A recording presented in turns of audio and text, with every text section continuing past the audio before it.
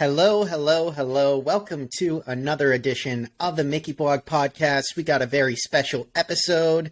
And frankly, if you like cookies, this is the right episode for you. I'm just going to cut straight to the chase. But before we get into exactly why I'm mentioning cookies and all that fun jazz, Kristen, Jessie, how are we doing? How has your week been? How's your day going? All that. Good. Week has been good. I laid out by the pool today, which was like incredible and amazing. And I needed that hour of just pool relaxation. So it was a great hour. That's I spent wonderful. that hour texting Right? Jessie Amazon finds, so it probably Yeah, not as relaxing. did that too. To be. But yeah, just another busy week. Yeah, Week. just another fun day in the neighborhood. If there's one thing I've learned about Jessie, it's that if the temperature gets below 70 degrees in Orlando, Florida, it's like the world is ending. So she really Yeah. enjoys her sunshine, and she likes Florida for a reason. But It was anyways, 86 today. And I was like, oh my God, this is swimsuit weather. And it was It was really nice today. It wasn't humid. It was like nice breeze. It was It beautiful. was really nice today. I know. It absolutely was. But we're going to jump right into this episode because it's a super exciting episode for a number of reasons. But first of all, I do want to mention, as I always do, that this episode is fully sponsored and brought to you by Mickey Travels. And we will get into and talk more about them later on, as we always like to. But let's jump right in. I'm Jared. That's Kristen. That's Jessie. And of course, our guest is Steve Lewis. And why is that important, guys? Well, let me tell you. Because Steve Lewis is the owner and creator of the extremely popular Gideon's Bakehouse. Lewis opened Gideon's came in with its props. first. Yeah, Jessie came with props. So Lewis opened Gideon's in its first location at East End Market within Orlando back in 2016 with one employee, an $800 budget, and a dream. Within weeks of opening, that little 286 square foot bakery was being called Best Cookies in Orlando and also the United States and, frankly, planet Earth, with publications ranging from the New York Times to the Boston Globe, Sports Illustrated, Delish.com, and countless more. In June of 2020, Gideon's Bakehouse announced its first flagship location in Disney Springs at Walt Disney World Resort, opening with such a grand reception that wait times to gain entry reach 12 hours, as he puts it, with one giant leap. All the doors are now open for the future. Steve, thank you so much for joining the episode. We really appreciate you for coming on. Thank you. Thank you for having me. I appreciate you.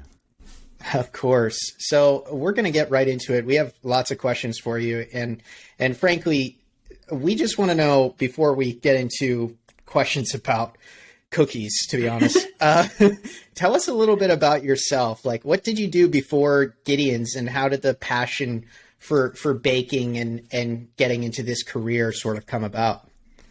Wow, that's starting off with a doozy, because I'm not sure I could even remember who I was before Gideon's Bakehouse. It's all foggy.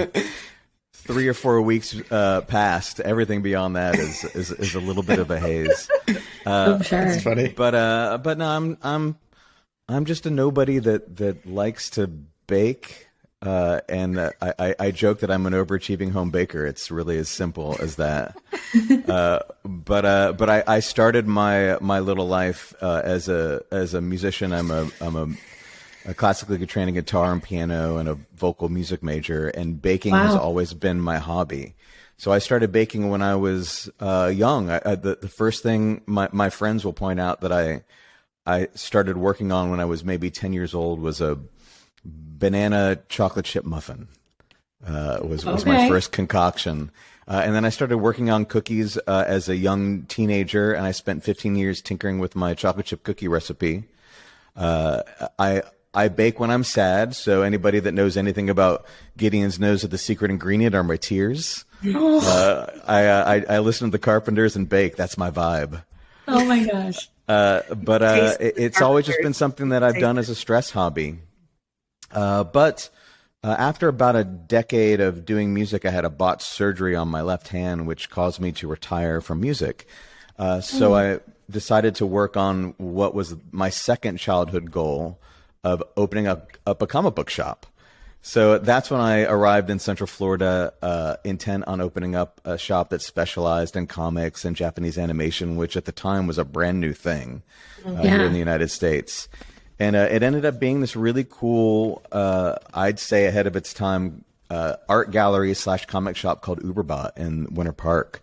And it was there that I started gifting people the cookies at the art shows, and people started freaking out on me, telling me, "Oh, you got to sell these. You got to open up a bakery," which was, just funny for me. It was never an intention. But then the 2008 crash hit. I lost everything, lost my house, lost every penny that I had, and I started selling cookies out of my kitchen just to make a couple bucks, a little side hustle. Wow. And then eventually I got asked to do the pop-up at East End Market. As you noted in the intro, I had $800 to my name at the time, and opened up, and it was crazy ever since. And it's my life has been madness.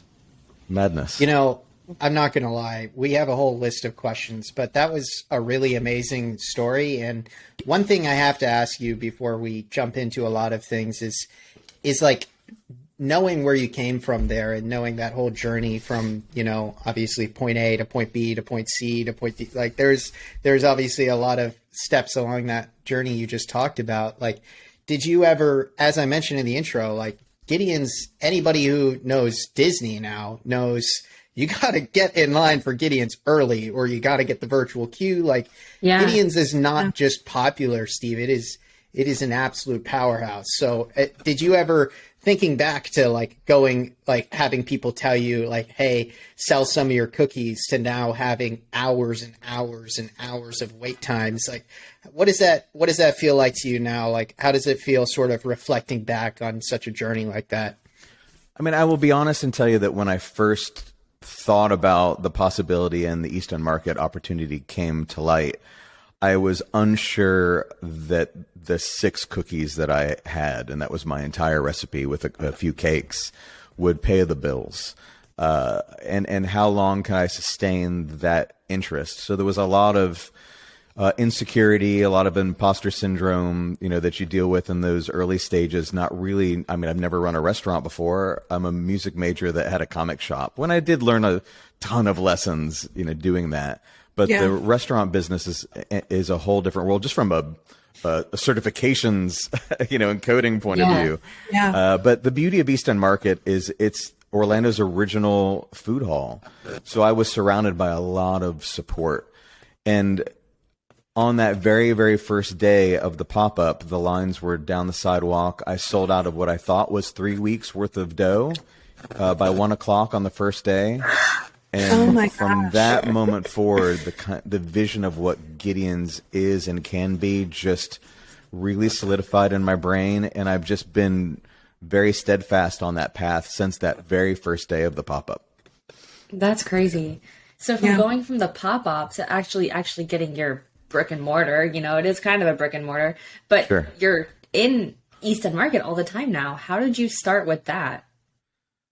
It was unexpected, but I think within the first few days of the pop-up, East End had offered me a permanent space there. Of course, you had to line out the door. And there was a bakery there previously that had retired, and I was in a space that was already set up to be a bakery.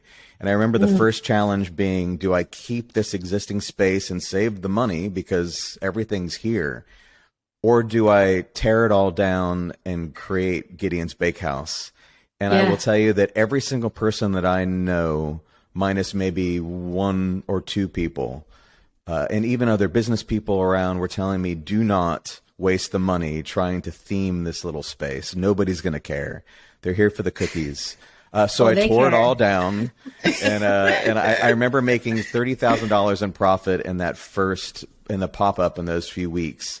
And I spent $29,700 building the space out to what it looks like now. So when I opened as a brick and mortar, I had $300. Oh my gosh. It was crazy, but it was always important. Like I said, on that very first day, the vision of what I thought Gideon's should be was solidified in my head. And it was my job, and continues to be my job, to move that vision forward step by step. Sometimes a giant step, sometimes a baby step. Yeah, I mean, the artwork that you guys have, the way that you have all the books, that whole little shop. I mean, your Disney Springs location's absolutely stunning also, but the original East End Market just gives me different feels, and it's so more homey. I love just walking into there and just looking behind you guys while they're baking and they're pulling out all their cookies and they're crazy busy now, but just like watching them do what they do is absolutely incredible. It's amazing. Yeah, there used to be a time where every single thing happened in that little 286 square foot space, which was absolutely Wild. bananas. So we had a night crew that would come in and work till 4 o'clock in the morning to get everything prepped. And we would, open, sell out. It was hard to keep stocked. Those were back in the days where, even with a limit of 6 per person, I would sell out of every single thing that I could possibly store in my little space, by mid-afternoon. Wow, that's incredible. Yeah, I remember because my wife would send me on missions up to East End Market to get cookies, and if I didn't get up there at before noon, then I wasn't getting the cookies. So I'd end up like, oh man, do I tell her that I didn't get the cookies she wanted? Do I just buy some backups here? I just gotta get whatever's left over. No, it's awesome. I still have that anxiety for the monthly releases. I'm like, oh my God, they're going to be out of the monthly cookie. I need the monthly cookie. Well, I still get a lot of emails that are 2 o'clock in the afternoon that says, I'm heading to East End. Are you sold out of cookies yet? And we're okay. I've got 168 more employees than I did, back in the day where I was selling out that quickly. Yeah. So we're okay. No, that anxiety is still there for sure. Sure. We need the cookies. Well, I'm sorry for that anxiety. I didn't mean to do it. That's okay. That's okay. I mean, they're worth it. So it was fine. I just had to get my booty up in the morning, which is also very hard for me. But I had to get to Gideon's to get the cookies. It's just, that's how it worked. We've had situations where people would literally break down in tears that the cookie that they wanted was not available. Oh, no. And I would very politely ask them to harvest those tears from the cookies. It's recycling. Just bottle them and hand them back. Please. What was your vision for Gideon's? How did you get that vision? I mean, if you were to crack open my brain, it would look like Gideon's. Yeah. So it's very much. I mean, you're looking at the back of my house right now, and it's it's a comfortably ominous little space, which is how I roll. I love it. I thought you were recording in Gideon's at first. I was like, is he in this shop right now? Before I opened up the original Gideon's, I was living in a very old house in College Park, and it looked like Gideon's. Like all the stuff that's in East End Market was in my house at that space. So I just emptied out my house to create the theme and decor of that space. The house is a little bit different vibe, but the same feel and more cats. More cats. Yeah. Yeah. So I have a question. You touched on it a little bit, but were cookies always the main passion? You mentioned, banana chocolate muffins. You guys do cake slices, which are like a huge, I'm always shocked when I go, I'm online and you have people for the first time and they comment on these giant cake slices, they can't believe what they're seeing. And I'm like, oh yeah. This big.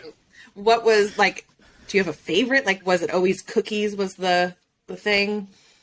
No, I when I first opened, I thought that I could grow into having cinnamon rolls in the morning and just a whole cannolis and a whole bunch of just different full service bakery. I'm a pastry, obsessed kind of guy. Yeah.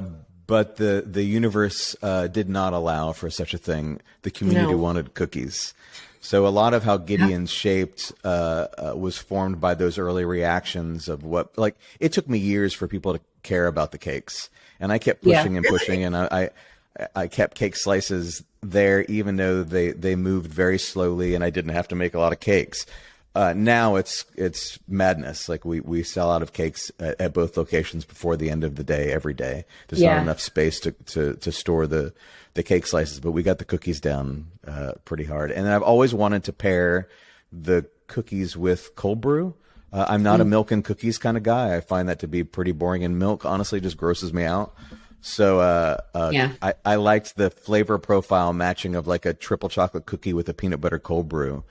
So it just essentially turned into cookies, cake, and cold brew. But if you're super old school in the community, and I delivered cookies to you, you have a business card that has the OG Gideon's logo on it, and then it says like cookies, cakes, pies. Like it's a real old one. And it has different things on it that I ended up never doing. Cheesecakes. I love making cheesecake, but it's just too time consuming. Yeah. You know, now that you're a friend of the podcast, I'm going to be emailing you about cannolis and Cinnabons because I love cannolis and Cinnabons, and I'm obsessed with Gideon. So the idea of a Gideon's type of cannoli, man, I'm going to be coming into the shop and I'm going to be like, hey, remember the podcast? Like, you got any cannolis back there? Yeah, I'm from New York originally, so cannolis, I take it seriously. Oh yeah, I'm up near Boston, and on the north end of Boston, there's very famous spots with cannolis. And are you Mike's Pastry or Modern Pastry? Which one do you go to? You know, when I was younger, Mike's was always the spot. That's what everyone tells you to go to. Yeah. But as I got older, I liked Modern, so I'm going to be honest. But Modern has the best black and white cookie I've ever had in my life. I love it. They're pretty incredible. This is amazing. You're like a fan of like other city bakeries. You guys, I love food. Like I'm not a competitive person at all, and I think it enriches my life because I love hearing about what everybody else is doing. And Central Florida, I think, is an awesome food community in that we're not competitive at all. Like we all love each other's social medias. We show up at each other's bakeries. We support each other. Yeah. You know, Lord knows how many times I've talked about how much I love the hummingbird cake at Sister Honey's, or the matcha croissants at Buttermilk Bakery. Like there's so much great stuff. A part of the reason why I don't do vegan stuff is I want everyone to go to Valhalla. They're the original vegan bakery. I'm not going to outdo them. They've got so much experience. They do great work. Go support them. They're right down the street. Yeah. So I love that. I love that in our community. Well, I think that's amazing. But I do have to ask you, you know, speaking of Boston, the Boston Globe recognized your chocolate chip cookie as among the top 7 cookies in the nation, which is obviously a pretty big thing to say. But beyond that, you've been recognized by multiple global publications. What has that been like for you? And was there any specific review or publication that really, you know, caught your eye and maybe gave you that extra feeling of like, oh, okay, no, like people aren't just messing with me. They really do like these cookies after all. Yeah. So the only one that stands out was the first one, was the Boston Globe. And that's probably because they showed up when I was a pop-up. And I didn't understand that I had to have my hair hidden back then because I have a mop of long hair under here. Yeah. So I had my hair down and I'm serving cookies, and they referred to me in the article as Cookie Jesus.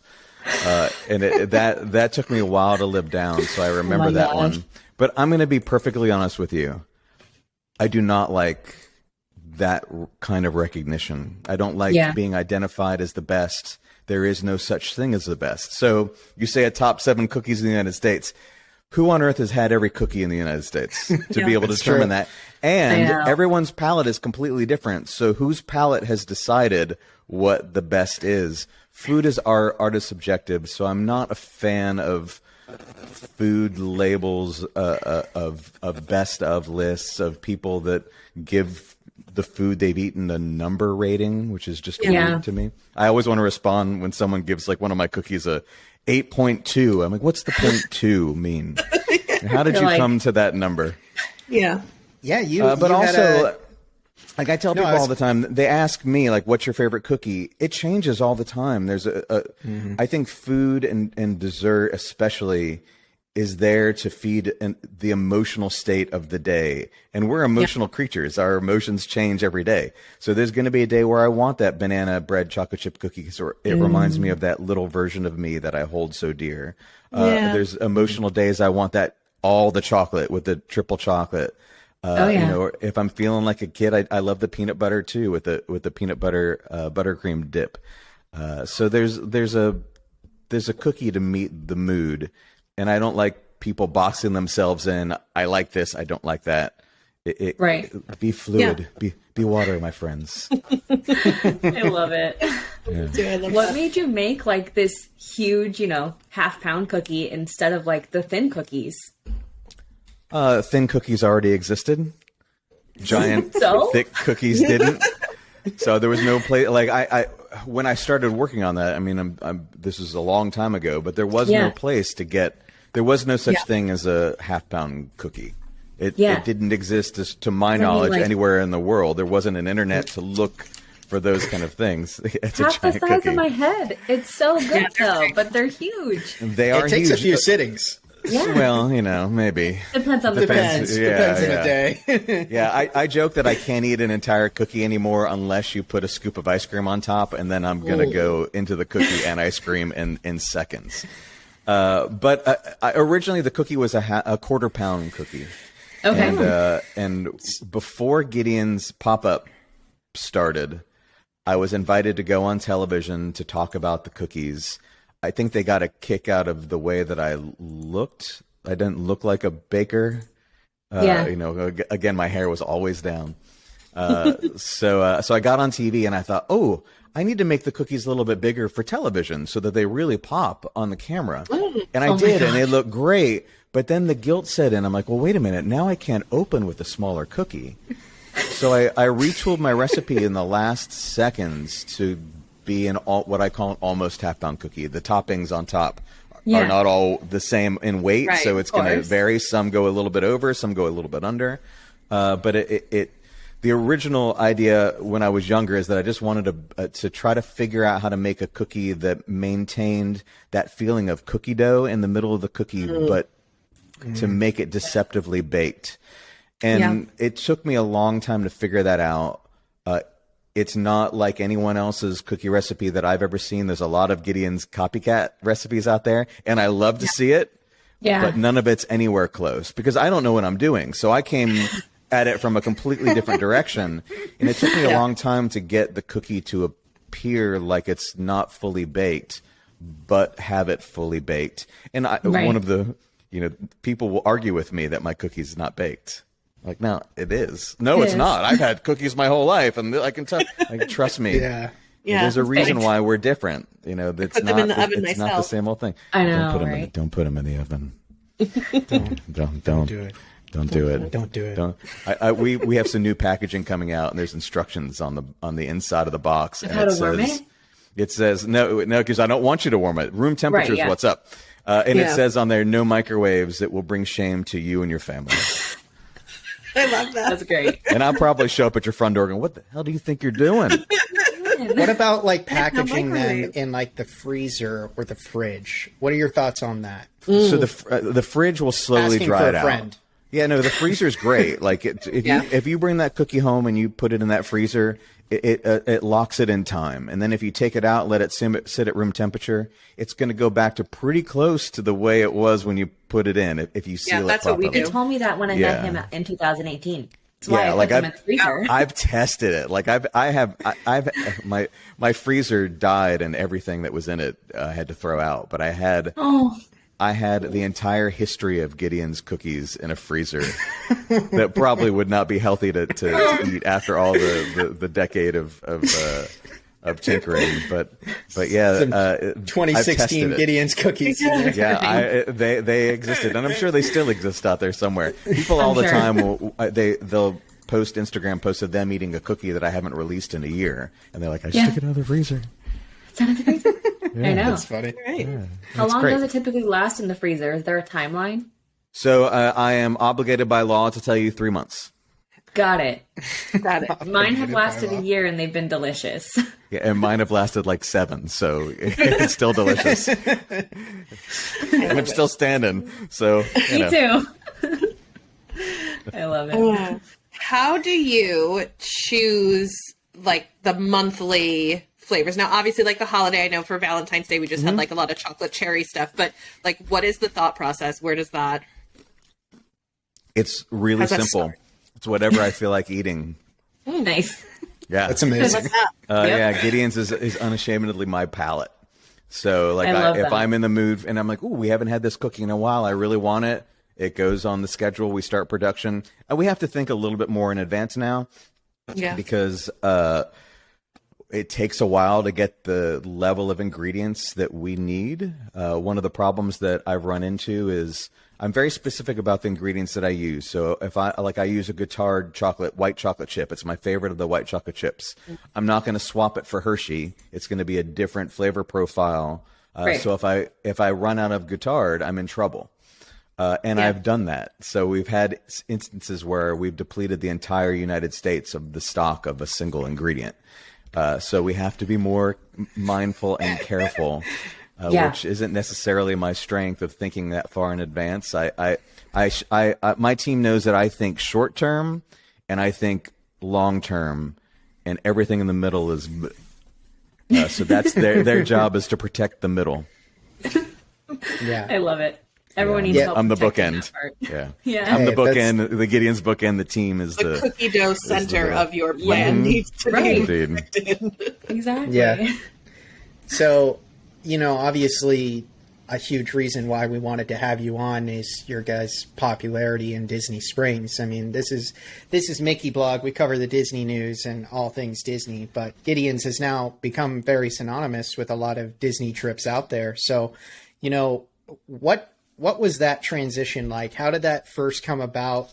I guess, how were you first approached, and how did that partnership sort of come about to bring that location to Disney Springs? It was a long process, and I will honestly tell you that I thought at first I never wanted to do another bakery at all. That Gideon's at East End was enough to sustain me for a lifetime. I love being a little hidden secret in Central Florida, but I'm also a creative brain, and creative brains will suffer depression without a creative outlet. So growth had to happen beyond the 286 square foot little space. Yeah. Why Disney appealed to me is because the desserts for Gideon's, to me, is just one part of the experience. If it were just the desserts, I would not have torn the old bakery space down to create a feeling, an atmosphere, a sense of escapism. I want to tell a story, and no place in Central Florida or globally is better to create a sense of escapism than being in Disney. It's baked into the fabric of who they are, no pun intended. Yeah. Yeah. So it made sense when I started thinking about the vision of what I wanted Gideon's to be at this next step. Being in a plaza in Central Florida with my theme and feel would not have that same instant magic that it does being at Disney Springs. And Disney Springs is a great place for food. I just love what they're doing out there, but I wanted more representation of local business. So the best way to do that is to push to do it yourself. So the local business that did exist out there is the Polite Pig. The Petrakis brothers started the Ravenous Pig here in Winter Park, and are some pioneers of small business here in Central Florida. And when they before they originally opened, they asked me to do their dessert menu because I had become pretty popular pretty quick. But I only had one employee at the time. I think, maybe open for 3 months when they asked me that. Wow. And I had to say no. But I also am not a wholesaler. So it was an exciting ask, but not something that is the direction that I want to go in. But when the seed was planted in my brain to go out to Disney, I got tactical. And the way that I did that was I let the Polite Pig have my chocolate chip cookie as a secret menu item. I remember that. I baked it, delivered it, packaged it. And my hope was that it would create some lines and some buzz on Disney property that would get their attention. And the very first day the cookie was out there, the Disney food blog posted a picture of the cookie in front of the Polite Pig sign and proclaimed it one of the best things to eat on Disney property. And weeks later, I was sitting down at a table talking to Disney. Wow. So that's the short answer. 4 years later, things worked out, in the way that I wanted it to. I didn't want to have a kiosk. I know I'm a nobody, and to get a space like I have is a Herculean. I can't even say that. Say it for me. Herculean. Herculean. Thank you. I'm like, wow. I can't say that word either. Herculean. Thank you. Yeah. It's not a word that I say on the regular, but it's appropriate word for the moment. So my brain is not going to do it. But anyway, it wasn't easy. That's the easier way to say it. Yeah.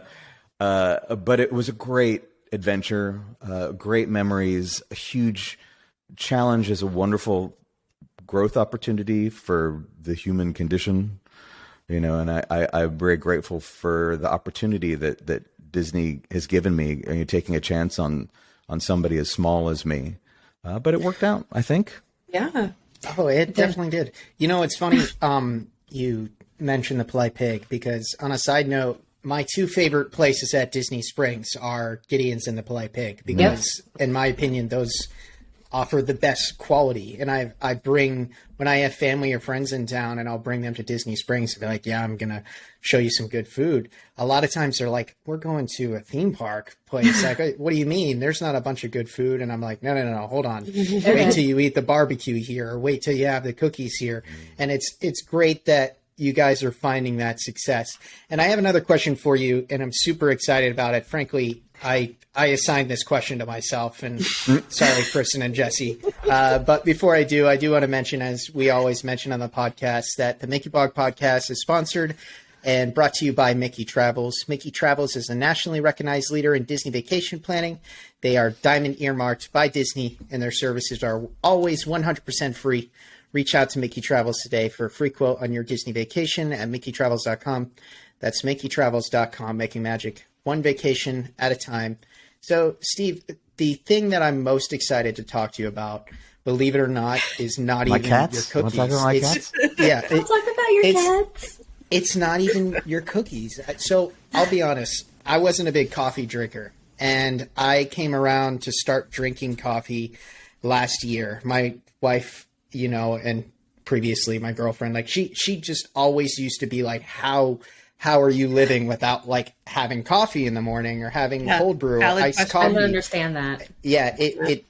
Now looking back, now I think I'm crazy, but regardless, I'm not going to lie. I still remember the first time I had that peanut butter cold brew. Me too. And it dramatically like shifted my whole idea on what an iced coffee could taste like.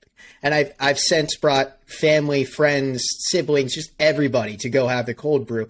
And I'm not going to lie, I've had almost every other flavor. In my opinion, nothing comes close to the peanut butter. That's just my opinion. But again, as we talked about, food is subjective and everybody likes what they like. But either way, how did that come about? Because you didn't sell that at East End Market. You didn't have the coffees, and I remember I used to go there. I wish that it was there, because Disney Springs line is so long. It's so much longer, but they have the cold brew, so you have to go to the Disney Springs one. So yeah, we need answers, Steve. That's really what we're talking about. Yeah, I get a lot of grief over the people that just want coffee at Disney Springs. When are you going to put a coffee window? I'm like, let me get my hammer. I wish it were all that simple.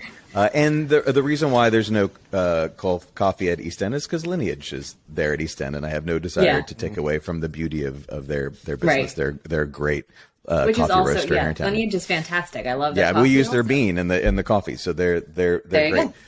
So I'm really happy to hear you say that. It is music to my ears, because that was so much the goal for me with coffee. And your journey is mine, my friend, because I did not drink coffee when I started working on my first attempt at coffee and understanding coffee, and that was the peanut butter cold brew. I spent 7 years tinkering on that. I worked with a little peanut farm in Georgia that worked with me to try to help me understand what roast would be best and how much fat content I wanted in the peanuts. Simultaneously, I'm trying to learn about what makes a good bean, and combine those two things together. So I tinkered with it on and off for a long time. And then when it came time to do Disney, I saw that as an opportunity to swing back around and go into the coffee again, because I love the pairing of coffee and cookies. It's just, it's heaven to me. Oh, yes. So I started working with Lineage because they have experience in that, and they're my neighbors and friends. They're absolutely stunning people. They're so good and so They are. obsessed with coffee. So I needed to learn not only more about how to produce coffee beyond my kitchen, but how to make 600 cups of it a day. And I worked with Lineage for a year, almost a year, figuring out how to do it for really reals and not in my Vitamix. And it was hard. I've said before that I think there were a few times, like Jared, one of the owners of Lineage, will probably tell you that they wanted to tell me to just kiss off at some point, because I'm so like I'm very. I think part of why Gideon is successful is I'm uncompromising in every single level. There's no mediocrity is my enemy. There's no such thing as that'll be okay. It's got to be what it's meant to be. But what was really interesting about that relationship and that process throughout the year is I do not really drink coffee. I don't drink hot drinks. I don't drink black coffee. I'm not the coffee purist that a lot of people, like your wife, might have been when you weren't, that kind of relationship. So it was really interesting to have people in the room that were the most hardcore coffee people, and then someone like me that's just kind of breaking into that world and finding that perfect middle where a non-coffee drinker was like, oh, I like this. But also the coffee people were like, oh, this is fun. This is good. Yeah. And I think that's the strength of Gideon's cold brew offerings is it meets both the needs of both worlds. And that's, I think, probably one of the hardest things that I've managed to pull off in my lifetime. So I'm really happy with how the cold brews have come out. It's one of my favorite things is coming up with something new to pair with a new cookie.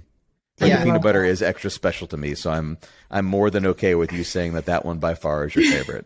Yeah, I seriously, like, I love, the blog that we work for, we basically cover all the new Gideon's offerings every single time, and every month. All over every month. Yeah, it's all over our social media, and we write stories and reviews on it. But either way, lots of times I'll go out of my own way to try, like, if there is a new cold brew flavor, whether it was the French toast one, and obviously I love forgot Oreos, about that one. So that was good. I love the cookies and cream cookies, so I wanted to try the cookies and cream cold brew and stuff. But I've tried every single one, and just I can't shake like the peanut butter cold brew. Like I'm not. Yeah. Now every time I go there, even when I've like convinced myself, like, all right, Jared, you're going to extend your palate. You're going to try one of the other ones. I get up to the counter, and this nice Gideon's worker's looking at me, and I just order the cold brew, and I get it without ice because I don't want to have the ice melt and ruin it.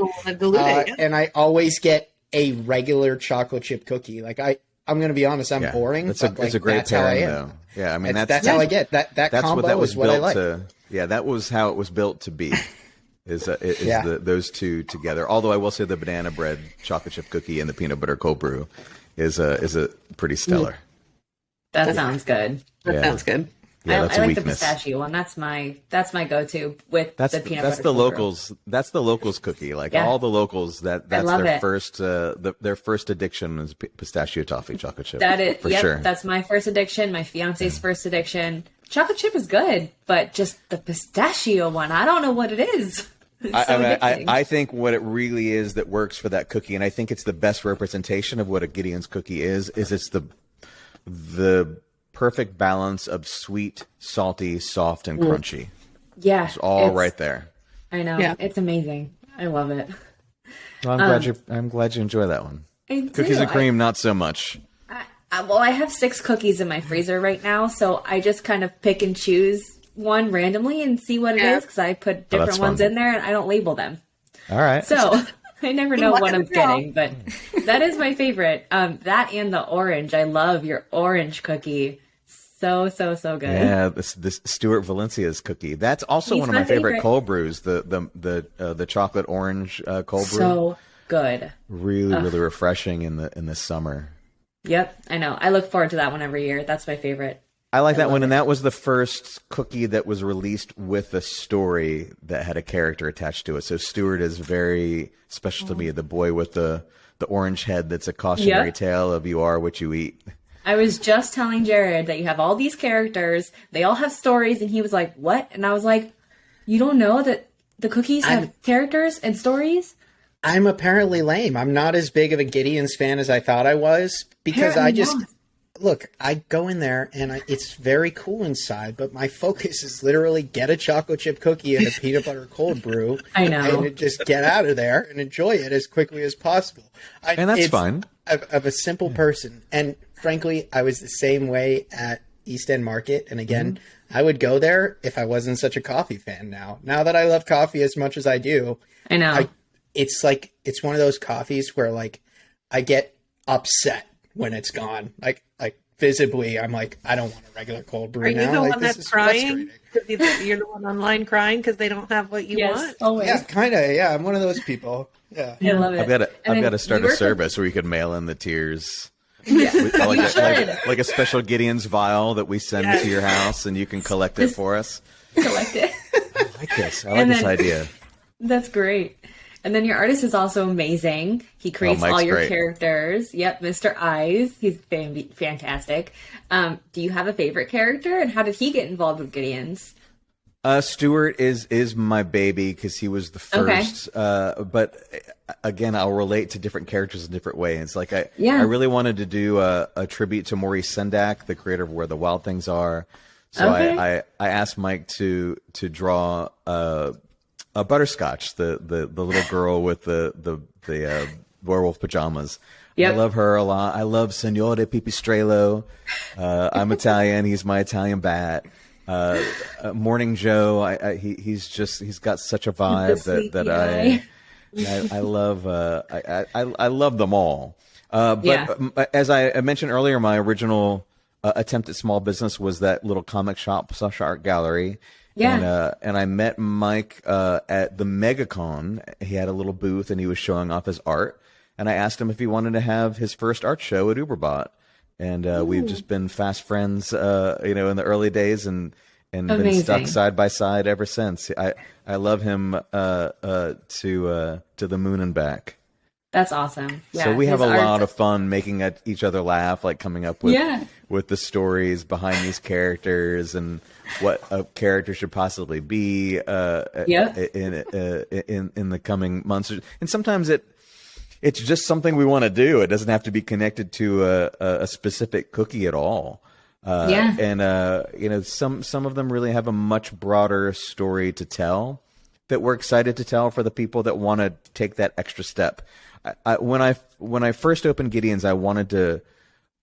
The name Gideon's comes from an old cookbook that I found that had a kid that was writing in it named Gideon. He was writing in it because he wanted to be a baker when he grew up, and there were little doodles in that book. So I always thought it would be cool to have stories, like pages of a story hidden in all the Gideon's boxes that you can collect and start to put your story together. But that's crazy expensive. I'm sure. So the secondary thought was to hide trading cards in the boxes that tell the story of each individual character. That kind of leaves the door open for us to bring it together in the future. So I look forward to that kind of growth for us and the lore and the storytelling just as much as I do with the desserts. So future plans, we can maybe see some kind of book, maybe coloring book. Oh, coloring book would be awesome. Yeah, sure. It'd be so fun. Yeah, there's a lot of cool stuff we want to do. We are a tiny art department. It's pretty much just Mike and I that deal with all of this right now, and it's always just overwhelming because I've got a business to run, and he's one hand drawing, so it's really tough right now. But we're trying to get over the growing pains and find our way into the next step for that world. We'll get there. Yeah. What's your favorite part about owning your own business, and then what's your kind of least favorite part, biggest challenges that you face? The best part about it as a creative brain is I've created my own world to express who I am as a human being, and seeing how it affects people is a gift. You know, part of my goal is to create memories for other people. And one of the things that you said about the peanut butter cold brew is you'll never forget the first time you had it. Nope. That All means three I've of done us. my job, you know, and that's the hope out there. Is I haven't had every chocolate chip cookie in the world, but I haven't had one like mine. And my hope with everything that we do on that menu is to create that moment where you remember the first time you had that chocolate chip cookie, that red velvet cake, that cold brew. It's a big responsibility, and that's why it's not just about the desserts. It's about the whole thing. It's about the atmosphere. I do not ship. I do not deliver. I don't want you to get Uber Eats, drop off the Gideon's cookie at your front door. I want you to be in the warm embrace of the darkness that is Gideon's Bakehouse. I want you to talk to my team. I want to know if you watched the last episode of The Last of Us.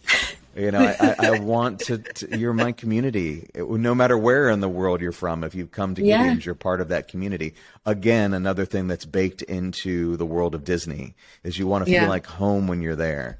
And I genuinely love that. So that is the greatest part of what I do, is building community and being creative. And it gives me value and joy. The hardest part about what I do is that it's very personal.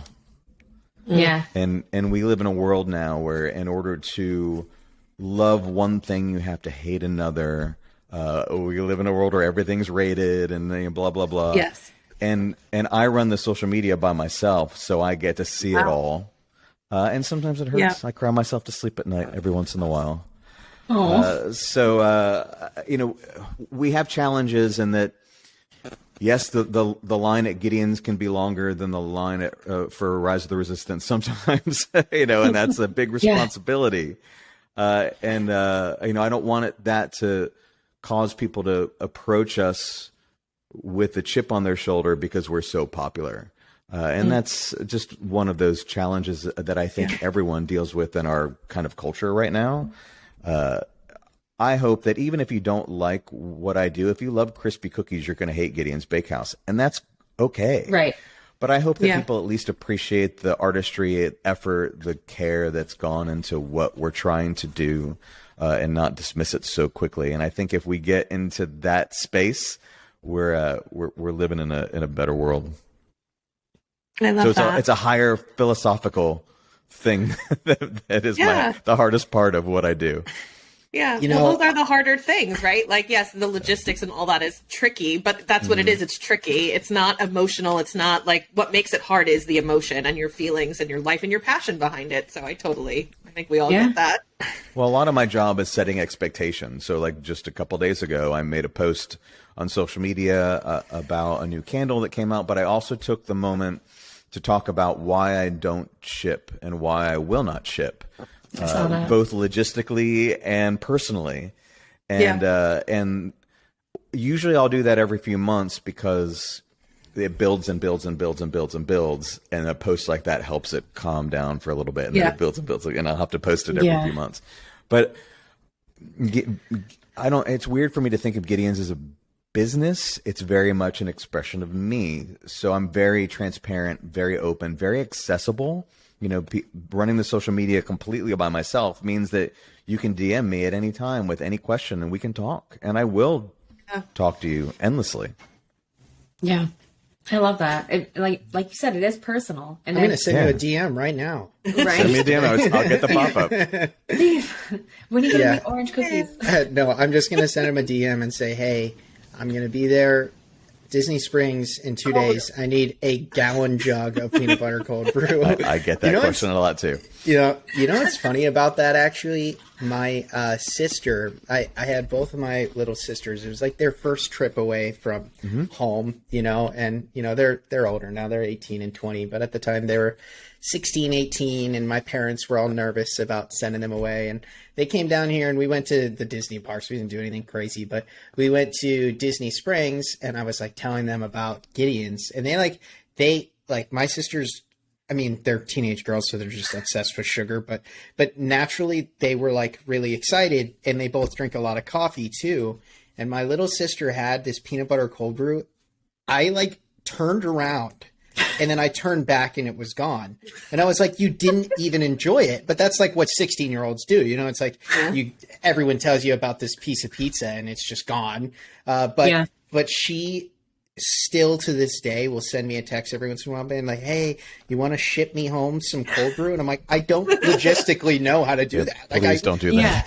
I can't figure out a good way to do that. So I'm going to, because there is none. There is none, especially the peanut butter cold brew, because it's real. It's real. It's not a Reese's syrup. We had actually joked, Jared and I, that in our copycat culture, no one's copying that peanut butter cold brew because it's too hard to make. The Gideon's cookie is too hard to make. So the oils in that peanut will separate. And it's hard to get it to reincorporate. So it's not a good scene to ship. I can only imagine. Peanut butter cold brew. I don't even like it when people get it with no ice and save it for the next day. I'm like, oh, come on, please don't do that. You're like, that's not what it's for. It's not going to be the same. Yeah, I think on the side of the bag, there's also instructions on the side of the bag, and it says cold brew. Just drink it. Just drink it. Drink it now, please. Thanks. Don't try to be clever. Just drink it. I love it. I can't wait for that to come out. I'm going to be so excited to be like, look, just drink it. Just drink it. If you could go back in time and tell younger Steve some advice, what would it be? Oh, wow. Not wait so long to bring on help, to let people help you. There you go. I see a cat coming. That's Frankie. Yeah, I in the first few years of Gideon's, I worked open to close 7 days a week. 18-hour days plus. And I did physical damage to my body, and that was dumb, that I still deal with to this day. So I say that to a lot of younger small business owners that are just starting, is whenever you can, let people help you and take care of yourself, because physically, emotionally, we're the most important tool in the box is you. So I'm terrible at taking care of myself, and I'm trying to be better. Take a little break every once in a while. Yeah. That was my hour of pool relaxation today. I just started telling Kristen and Jessie that, what? I'm going to start, asking you guys for some help with some things. And they're like, Jared, we've been telling you to do that for months. Whatever. They're smart. Take a day off. I'm not as much, but it's okay. No, I gotta say, Steve, this is definitely one of our favorite episodes we've ever had. I will say one of the things that's really struck me on a personal note from listening to you talk about all of this is your passion behind it, because absolutely, a lot of people who open up a business, and especially one as successful as Gideon's has gotten, lines longer than Rise of the Resistance. I love Star Wars, but I'll wait in a longer line for Gideon's. But all I'm saying is like, it's rare to meet someone who is as passionate about it now as you were, maybe 5, 6, 7, 8 years ago. Like that's rare. And I think one of the things that struck me personally, and I'm sure Kristen and Jessie feel the same, is the way you talk about it. It's art, and it's not just the artwork specifically. I mean the actual art of making the cookie. Art of cookies, the fact that it took you 7 years to come up with that peanut butter cold brew is why that is as good as it is. And I think that's an important lesson for any of our listeners or viewers to hopefully gravitate towards. If you're thinking about doing something, if you want to make something great, as Steve was talking about, like, you don't want to just settle for mediocrity. You want to strive for greatness, and the only way to do that is to be relentless about it. So yeah, I hope you know firsthand, not just how much Mickey Blog is a huge fan of Gideon's, but I can't even tell you how many people I have seen who are just obsessed with it. It's so many. It's wild. I was actually, real quick, I was at Disney Springs outside of Gideon's a few weeks ago, and there was this family visiting from France, and they were outside of the Bakehouse, and they saw this line, obviously wrapped down past Morimoto, and I was photographing the cookie and the coffee because I had to send it in to our team because, you know, we're a Disney blog and we're going to write a review, and we had posts, and I was photographing it.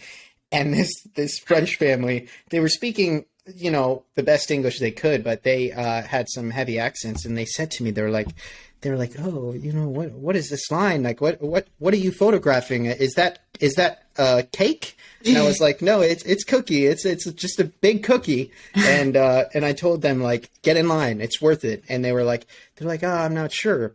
So they all got in line. Well, point is, the reason I bring up this story is about, like, an hour later, I was walking back out of Disney Springs and I saw them, and they all had their cookies in their hands. They're eating them.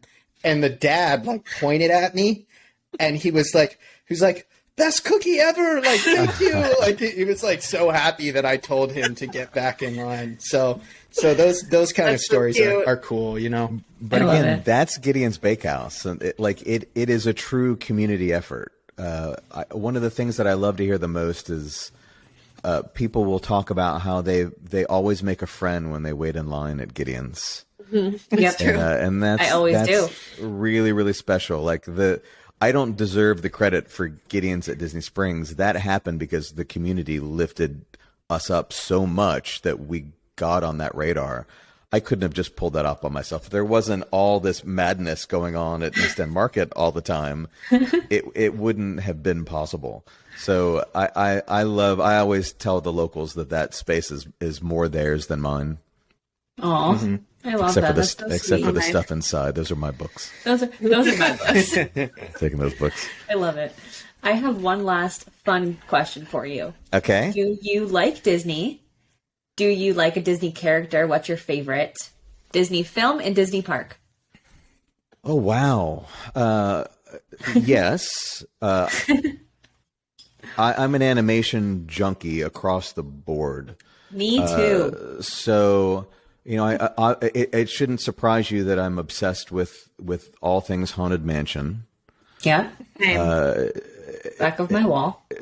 It's to break down all the animation and the Pixar and everything is so challenging. Although I was just talking about my favorite romance, like rom-com, is WALL-E. Like, that's just a stunning film. It's amazing. But now Disney also film. encompassing so many things. Like, what's my favorite Marvel movie? Which would be Captain America: Winter Soldier. I think is just a perfect film. I see Captain America on the wall back there, and don't get me started. It is. But Captain America was such a perfect transition from page to screen.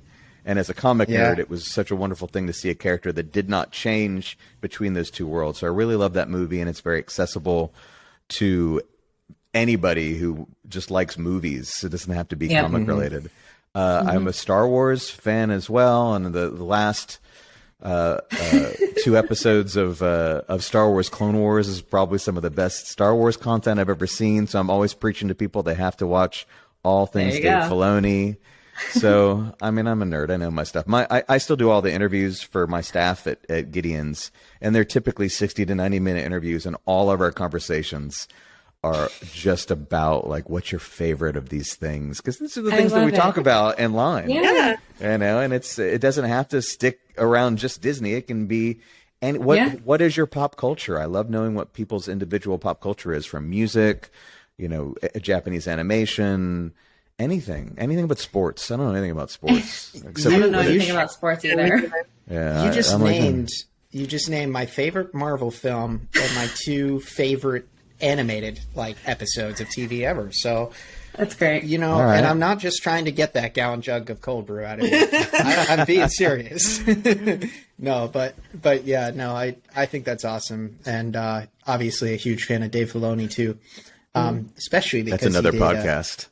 It's a whole other Another podcast. podcast. Yeah. Kristen and Jessie, no, just don't let me start talking about Star Wars. I'll never stop. It'll just. He'll never stop.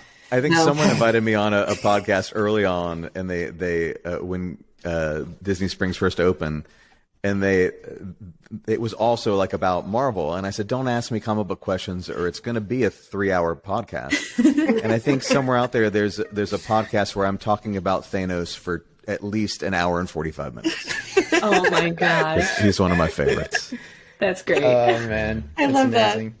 Well, thank you so much again, Steve, for coming on Yes. our podcasts and everything. Mickey Blog has grown, and we're very lucky for that.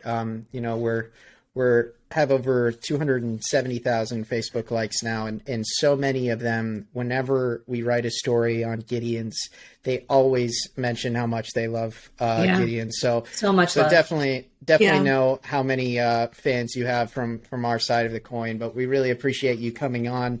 For all of you who are new to the Mickey Blog podcast, we hope you enjoyed this episode and everything like that. But before we fully wrap up, I do want to, ask you, Steve, like, how can people learn a little bit more about obviously yourself and beyond just going to Gideon's? But either way, I'm sure if you're saying you run those social accounts, then I guess you're more accessible than people might think. Yeah, me and Gideon's are one and the same. So just and I tend to hit the character limit every single time I make a post on Instagram, which is I only post 2 or 3 times a month. I'm only going to post if I have something to tell you. I don't do cookie memes and all that stuff. Yeah, if you follow the social, you even read the comments. People get a kick out of the comments sometimes because I can be. I can smack back a little bit sometimes, but it's fun. All in fun. It's all good fun here. Well, that's awesome. But I really appreciate you guys having me, and I really want to thank everybody that's listening that has supported Gideon's and really helped put a spotlight on small local business on the international stage. Yeah. I think it's a really special thing that I hope just grows and grows and grows beyond me. Oh yeah, it will, and it is. I mean, Yeah, there's it really local is. businesses everywhere. It's seriously growing, and I love to see it. It's amazing. Yeah. Yeah. Well, thank you so much again, Steve. And for all of our listeners and viewers, obviously, if you haven't had Gideon's, go get Gideon's. Go get Gideon's. We're not messing with you guys. It's pretty good. Specifically, get the peanut butter cold brew. Okay. That's just a little tip from your friend Jared. But thanks as always for supporting the Mickey Blog podcast. We always appreciate you all. If you're new here, please do subscribe. All of our episodes come out in video format on our YouTube channel as well. We have lots of good episodes with great guests now, including this one right here. So feel free to check out some of our other episodes. And if you're on a platform where you can give us a review, we'd really appreciate it if you did. We always love seeing all of our reviews on Apple Podcasts and some of our platforms. So we appreciate reading them. It means a lot, makes it worth it. So we appreciate all the support as always. And until next time, thank you all so much. Thank you guys. Bye. Bye.